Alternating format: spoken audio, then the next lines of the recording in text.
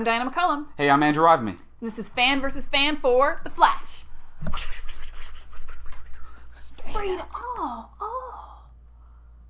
On tonight's episode of The Flash, the engagement is off, Wally is rescued from the Speed Force, Jay Garrick is now imprisoned in the Speed Force, Jesse has decided to become the Flash on Earth 3, and we know how to track and stab Savitar. So, let's get into it. Let's talk about pros. Alright, so pros for tonight's episode. Diana, what did you like? They really went all out to make this feel like a big event. The Okay. fact that they got like 4 of their biggest stars to come back. It's a pretty big deal, yeah. That's a huge, I think it was a big deal last year when they just brought Eddie back when Right. Barry time traveled. But to be like, we got Eddie, we got Ronnie, we got Snart. Did they bring Eddie back for the Earth 2 episodes as well? No, they never Okay, met Eddie okay. in Earth 2. No. Okay. So this was the first we'd seen Eddie in a while, other Okay. than that flashback episode with the Right. Pied Piper thing. Right. I wasn't even done. We got Jay Garrick back. Yeah. This is a lot of people. Oh Yeah. my god, this felt... I mean... So it the doesn't- general epicness of it. The general epicness Okay. of it. I do appreciate that they weren't just like, you're going to meet one person in the Speed Force who mattered to you. It was a real, Scrooge, 3 ghosts. Right. 3 ghosts. I was like, what do we actually call this? A Right. Christmas Carol. It's Yeah, called a yeah. Christmas There you Carol. go. Yeah. But you got Flash Past, Flash Present, Flash It Future. was mostly 3 pasts. Yeah, it fair was enough. dead people. Fair enough. It was a lot of past. It wasn't a lot of futures. Right. But it was, really enjoyable in that they went all out. It made it really exciting, like an event. Yeah, and I think just having Jay back. Jay, he needed more Jay. Yeah, you needed more Jay in this, but also as well, his performance as well is going to be one of my big pros because John Wesley Shipp always crushes it. He always does a great job. Great emotional beats between him and Barry. It's amazing that they're able to take what we've extrapolated over the years as a father-son relationship between the two, and even though this isn't Barry's father, you still feel that, but you also feel the mentorship. You feel the progression of this is the hero that Barry could be someday, as well as from an older mentor perspective. There was just a lot of heart and a lot of emotion in that moment of him sacrificing himself in order to free Wally. Now that being said, it did feel kind of weird that a lot of the Speed Force stuff was, we're not going to let you just sacrifice yourself to take out Wally, and then Speed Force was like, yeah, we'll let Jay do it. We don't care about Jay. That was a little bit on. Show's not about Jay Garrick, so it's fine. So the motivations of the Speed Force were a little bit weak, but the motivations of Jay Garrick being willing to do that really meant a lot. It was a very emotional scene and was a huge highlight of the episode for me. I will definitely... Well, I think a con for me would be that Jay showed up too late. I get that. Because I love Jay, Yeah. and I feel like if he'd been there the whole episode, meeting all these ghosts and helping Barry, it would have meant a lot. Right. When he sacrificed himself, it Right. seemed like a real tag that they just added. I feel like my big issue with them would have been the fact that he was retrieved off screen. That they they didn't show them going to get Jay. That he just comes back after commercial break and he's there and he's like, Cisco went and got me. I'm like, okay, it would have been nice to have a moment with Jay and the team, because even though his sacrifice play means the most to Barry, he still knows all of the Star Labs crew, and that sacrifice play, he's sacrificing himself for their friend. That could have been a terrific emotional beat and would have meant a lot in the arc of who he is as a character as well. I totally agree, and it also would have meant so much more in that, oh wow, I totally lost my train of thought. Well, I feel like we're veering off into the cons. Yeah, though, I guess, but when really pros is the fact that he was there. We wanted more of him, but he was there. He was there. To get into my pro of that though was, I do, like you were saying about their relationship in that scene. I think it was the first time we got 3 flashes. Right. Wally, Barry, Jay in the same scene. Not that a lot happened. Right. I mean, we've had Wally, Barry, and Jesse Quick, and so we've had 3 flashes. But this was a little bit different with Jay. Classic flashes. But I do like you said, their relationship is very good between Jay and Barry, because Barry sees Jay kind of as his dad, because he looks like his dad. But Jay equally feels a connection to Barry because Barry freed him from that cell he was in. Yeah, that's true too.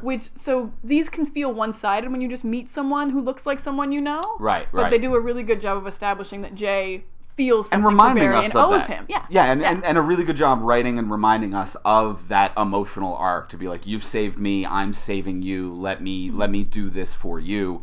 That reminder I think meant a lot. Yeah, good emotional beats at the end of this. Now I will say one of my other pros for this episode, I know I say it a bunch, but HR was fun as hell. HR was fun as hell. He's got good ideas. He's got really good ideas, I and they think did I a used better to- job this episode of emphasizing that. They did. In previous episodes, he would have a good idea, and people would run with it and never really give him credit, and they really made it seem like they didn't need him there for that idea. But this episode, they really emphasized, even though he is incompetent in many ways and unable to enact the plans he comes up with, he really knows how to get it done. And knows how to do it in a fun way. I think his second plan, actually, I liked a lot more. Because the first one, which is just like, can we track Barry, seemed really obvious. And like, he had no idea how to do that. But just the simple realization of, if he's wearing armor, he can be hurt. I'm like, I legitimately have never considered that. And that's brilliant in its simplicity. Yeah. It was one of the first times where I'm like, okay, HR, you do have a lot of value in this game. He has purpose. He's pulling his weight. I even kind of like some of the scenes between him and Jesse as well, with him being like, I look like your dad. Maybe I'll try to be the father figure. Nope, it's not working. Okay. And Jesse's too smart for that. She's like, you're not my dad. It was a really fun back and forth. It played really well. I liked HR a lot, and I liked Jesse stabbing Savitar as well. Jesse getting to do something. Jesse getting to do something, getting it done, and being more successful than anybody else so far. It was tough as nails. It was really cool, and this is what I've been wanting the past few episodes of her in action, getting it done. But I feel like that does lead me to some of the cons of the episode. So on that note, let's switch it up. Let's talk about cons.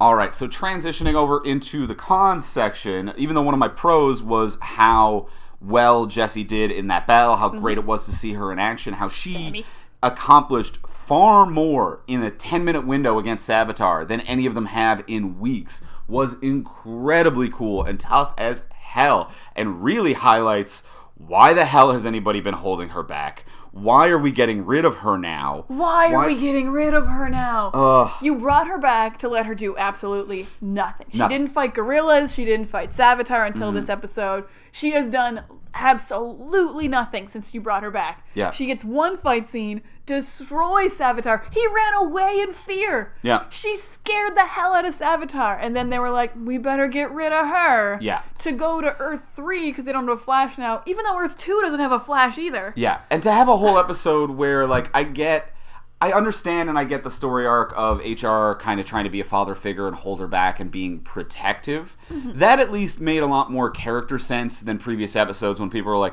and Jesse, you stay here. Which was condescending, mean, and rude. HR's story arc of, like, I'm trying to fill in the role of your protective father figure made a little bit more sense. But it was still an episode of people trying to hold Jesse back, being like, don't rush in and fight Savitar. But Wally's rushed in and fought Savitar. Barry's rushed in and fought Savitar. Barry's rushing in so far has allowed him to see his girlfriend get murdered in the future, get engaged, then break up. That's what Wally's been able to accomplish Barry's been able to accomplish against Savitar. Wally is getting got shot into the Speed Force, and Jesse's like, what if I use this to track him and stab him with his own armor? Oh, he's hurt a bunch. He ran away. Jesse crushed it. Okay, bye. Bye. And then bye. And that's what bothers me about the fact that we didn't have a scene with Jay Garrick talking to the Star Labs team about taking the sacrifice play. Because if he had a scene with Jesse where he told her about his sacrifice, being like, Flashes look out for one another, like we're all part of the Speed Force, we are one, we're all the Flash family. And then she decided to go protect Earth 3 on his behalf because he sacrificed something for her boyfriend. That, I think, would have been a great emotional arc, as opposed to it all happening off camera. Off camera? And did Jesse ever even meet Jay? I don't think she ever met Jay. She's going to fill in for a Flash. She's never even met. And then, as well, for the episode to end with Barry with Wally now coming back out of the Speed Force, And Jesse's like, well, I'm going to go bye. And then she leaves. And then HR is like, oh, here's all the cool stuff Jesse did while you guys were in the Speed Force. She takes no credit for anything she did. None. Gives them no information she's learned. She's just like, I'm a speedster, so I got to get out of here quick, I guess? That's Jesse Quick for you. Humble, powerful, and more successful than anyone else on the team, and completely underplayed and undermined and condescended to in every possible scene.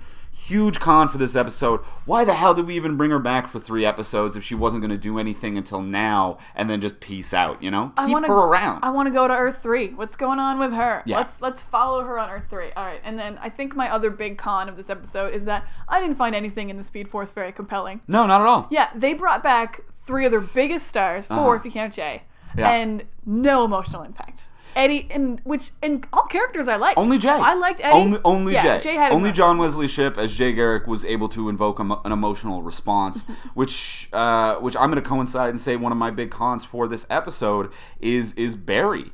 And the performance that Grant Gustin gave as Barry, because he is the emotional anchor. When he's seeing the ghosts of people from his past, that's kind of a boring episode, but the performer needs to sell the hell out of it. I'm ripped up that I'm seeing Eddie, who killed himself for me. I'm ripped up that I'm seeing Wally stuck here because of me.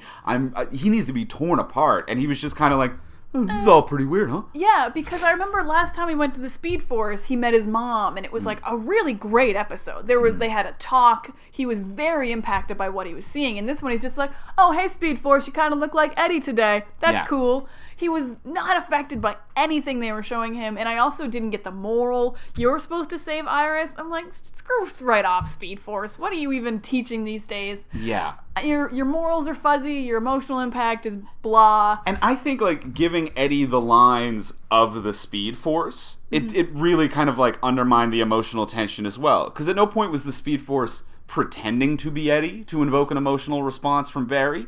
Like, at no point was the Speed Force being like, I did this for you, this is your fault. It was the Speed Force just kind of, like, the Speed Force never talked as though they were Eddie. The Speed Force was just like, I look like Eddie, I'm the Speed Force. Anyway, Barry, this should have been your story arc. Like, okay, well, why didn't you, if you're going to look like Eddie...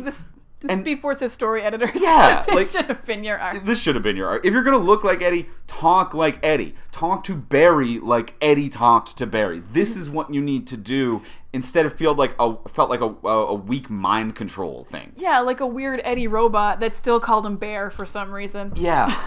Real dumb, real weak. And I think just adding the tension of, like, I know it was great to see Captain Cold back. I know you love Snart. What? I would murder for real Snart? Yeah. Oh my and god. Not an imaginary ghost Snart? I've gotten shoved around on all this fake Snart this whole season. We've gotten Speed Force Snart. We've gotten Hallucination on Legends of Tomorrow Snart. We've gotten Flashback Snart. I have not had a real, actual Snart moment all season. Gotta and get I'm that real sick Snart. of it, CW. I'm sick of it. Where's my real Snart? I don't want this fake, no added preservatives bullshit. I want the real thing. And having him just be a villain shooting some cold around in the Speed Force, again, it completely undercut what could have been the emotion of that whole journey for Barry. But it's the same thing that with Eddie, though. It could have been emotional if he'd been speaking as Leonard. Because as the Speed Force, they were like, Leonard died because you told him to be a hero. But if he was just like, I was a hero because of you, Barry, now I'm dead. Like, that's how you have to play that. Yeah, first for the person, guilt not to third build person. And the third person thing just really cut the tension out of all of it. Agree. Yeah. Totally agree. Yeah, that was a huge con for me, but I think that's enough for the cons section. Let's move on. Let's talk about Easter eggs. All right, so Easter eggs on tonight's episode. Diana, what did you find? All right, so HR briefly mentions the negative world. So the negative world is actually Earth 383, real high number. Oh. We only saw it really briefly. It's from the Crisis on Infinite Earths storyline. Okay. It's actually a world where people who are dead are alive. Ah. So this was a Supergirl story where she comes to this world and she's like, oh, everyone who's dead is alive here. That's cool. Which is very parallel to this episode, obviously, where we go to Speed Force. Everyone who's dead is alive. Cool. So nice little parallel throw in there. Like it a lot. I wish your emotional impact of the episode had been as good as your Easter egg parallel. Negative world? Negative world. Negative world. Cool. Good name for that place, too. Good name. Yeah. All right. And this episode, we also got the Black Flash for the first time on The Flash. We've only seen the Black Flash on Legends of Tomorrow because he's chasing Reverse Flash. He is on Legends, but yeah, I didn't realize that was the first time that we saw him on Flash. So if you're only watching Flash, this is the Black Flash. So the Black Flash is Hunter Zolomon, which actually was confirmed in this episode. On Legends, we kind of thought it was him, but when Barry just yells out Hunter Zolomon, it's pretty good confirmation. Yeah. That's who that is. That'll do it. Mm-hmm. I'm going to trust Barry on that. Yeah, I mean, he knows. Yelling out the character's name usually really helps hammer it in who that is. I'm gonna put that down as a solid, okay, it's Hunter Zolomon. So Black Flashes are kind of cool. They're actually death for Flashes. Because Death isn't fast enough to catch a Flash. Right. It's like a special version of Death just for Flashes. Right. Special Flash Grim Reaper. Yes. Yeah. Flash Grim Reaper. Flash Reaper. Speed Reaper. Speed Reaper. Ooh, I'd watch that. Yeah. Speed Reaper. Yeah. Cool. So that's a fun Speed Reaper in order to catch up with Flashes, and it's in the Speed Force, apparently. It's in the Speed Force. Apparently this was kind of, I think, Zoom's punishment. Right. I guess, because the time race pulled him in. Right. As we saw, and now he's a Black Flash, and there always has to be the Black Flashes are kind of like this prison because there always has to be a Black Flash, kind of like how this prison works. So I don't know if this will connect with how we break this prison later. Okay. Or maybe the Black Flash could be thrown into the prison. Ooh, the Black Flash could be thrown into the prison. That might work. Yeah, then I think Flashes could never die because if you need a Black Flash to kill a Flash. Then Flashes would be immortal. And he'd be stuck in the prison. Yeah. I'm fine with that. Yeah, okay. Flashes are immortal now. Yeah. This end of this season, Flashes are immortal. Flashes are immortal now. Mm-hmm. Yeah. That's it. Okay, but now, one thing that I did find weird about the whole Speed Force thing is that the Black Flashes and the Time Wraiths that were there, were they more Speed Force illusions, or were they actually in there? I couldn't tell. I think the Time Wraith might have been real. I think the Black Flash was not the real Black Flash. Okay. Because it looked like Barry destroyed him, and you can't destroy a Black Flash. Right. Because you can't kill Death. Okay. So I feel like it was just illusions that the Speed Force was making to mess with him. Okay. Because it didn't really seem like they stopped him much. It didn't. And it's also kind of disappointing because, talking about how the Speed Force didn't really have stakes because it was all just a silly illusion, speaking in the third person. If you had a couple real threats in there, things like Time Race or the Black Flash, things that can survive within the Speed Force, that would have added a lot of tension. Because when that at one point, a Time Wraith straight up caught up with Barry. And Barry just ran through it like it wasn't real. And I'm like, oh, okay, well then, why do I care about any of this? I think he phased. Okay, sure. I agree that it looked like, he didn't say he was phasing, which is a problem whenever he's not on a headpiece with Cisco. Right. Because you don't get to hear how he's fixing problems. And also, I don't presume that you're phasing through something when that something is traditionally incorporeal. You know, I'm not like, oh, you had to phase through that brick wall. Yes, that was a phase. When it's a ghost, I don't presume it's a phase. You're phasing a phase at that point. Yeah. Phase on phase. Can't do that, no. So he might have phased through it. It might have just not been there. The Black Flash, I guess, was draining his energy, though, pretty realistically. Sure. His skin was getting all weird. Why not? But then it was fine after he killed it. So yeah. I don't know. The Speed Force is weird. Okay. That's my synopsis of this episode. The Speed Force is weird. Right. But at the same time, he used to kill the Black Flash, he used the chess piece which was supposed to take him out of the Speed Force. That was what he put on Black Flash. No, Cisco has to pull him out. That was just so Cisco could find him. Right, so I got the impression that Cisco pulled the Black Flash out of the Speed Force, and he's somewhere on the Earth now. Oh, well, that would have just been a panic at Star Labs, I think. Well, I don't think he went to Star Labs. He went wherever, Black Flash last was or whatever. But I thought that's what was happening. I thought it was a real threat. Black Flash was actually in the Speed Force, and it was get out of this Speed Force. That'd be fun. We'll see. If we had Savitar and Black Flash around, I think that's a double down. Yeah.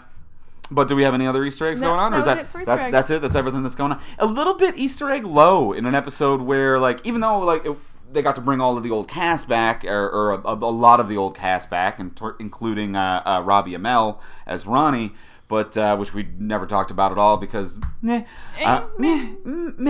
In an episode with bringing some old cast back, they didn't really take full advantage of the fun that they could have had in the Speed Force. They definitely didn't. Remember the first time Barry went in the Speed Force and it showed a bunch of really fun things? They showed the Flash Museum. They showed Barry in prison. Yeah. They even had a clip of Supergirl, and that was the first time that we'd ever seen anything like that. I was expecting a really fun, playful episode like that where it's check out all of the crazy, kooky stuff that's going on in the Speed Force. Even some like clip from the musical episode next week. Like, yeah, and instead it was just a like, hey, we got Ravi Amell back as Firestorm. He doesn't use his powers or have emotions. He says hello to Caitlin, who has an imaginary baby in the Speed Force. Isn't that wild? Whoa. No, it's not. It's a waste of a scene. Why is any of this happening there? All right, so not our favorite episode. Not our favorite episode. A little bit filler. I think the highlight of the episode is a character who just left. Highlight of the episode is Jesse. I thought you were going to say Jay, who also left because he's stuck in the cell now. Jay and Jesse. The two highlights of the episode were things that we cannot expect from next week's episode. So that's a little bit rough of that's a little bit of a rough episode for a television series, because ideally you want the best parts to be what brings you back to see next week's episode, not the best parts of an episode to be okay, bye.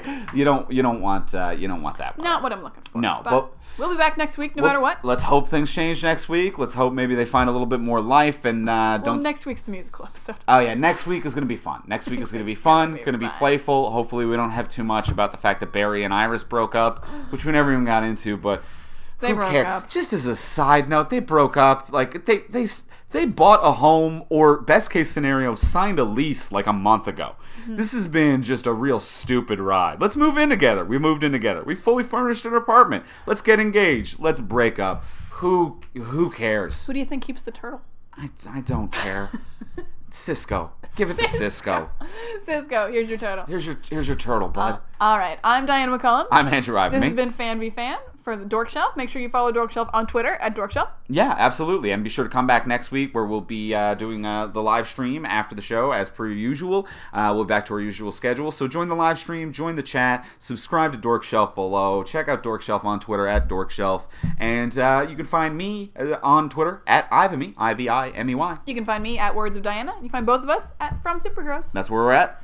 And we'll see you next week. Bye. Kicked him out.